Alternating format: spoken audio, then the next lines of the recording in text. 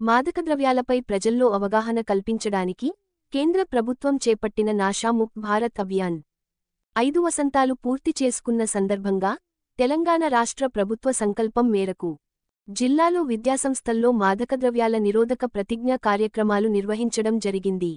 జిల్లా పోలీస్ కార్యక్రమంలో ఏర్పాటు చేసిన మాదకద్రవ్యాల నిరోధక ప్రతిజ్ఞ కార్యక్రమంలో అధికారులు, సిబ్బందితో కలిసి పాల్గొన్న జిల్లా ఎస్పీ ఈ సందర్భంగా ఎస్పీ మాట్లాడుతూ, నేను మాదకద్రవ్యాలపై జరుగుతున్న పోరాటంలో క్రియాశీల భాగస్వామిని అవుతానని, డ్రగ్స్ రహిత జీవనశైలిని అనుసరిస్తూ, నాతో పాటు ఎవ్వరూ డ్రగ్స్ బారిన పడకుండా కృషి చేస్తానని, డ్రగ్స్ అమ్మకం, కొనుగోలు మరియు అక్రమ రవాణా చేసే వ్యక్తుల సమాచారాన్ని సంబంధిత అధికారులకు అందిస్తానని, డ్రగ్స్ రహిత సమాజాన్ని లక్ష్యంగా పెట్టుకున్న తెలంగాణ ప్రభుత్వ సంకల్పంలో భాగస్వామిని అవుతానని ప్రతిజ్ఞ చేపించడం జరిగిందన్నారు.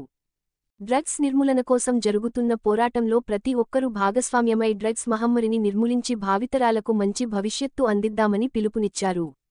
ప్రతి విద్యార్థి, యువత యాంటీ డ్రగ్స్ సోల్జర్గా మారి మాదకద్రవ్యాల వలన కలుగు అనర్థాలపై అవగాహన కల్పించాలన్నారు. సమాజంలో మాదక ద్రవ్యాలు సమూలంగా నిర్మూలించుటలో యువత, ప్రజలు పోలీసు వారికి సహకరించుటలో కీలక పాత్ర పోషించాలని కోరారు.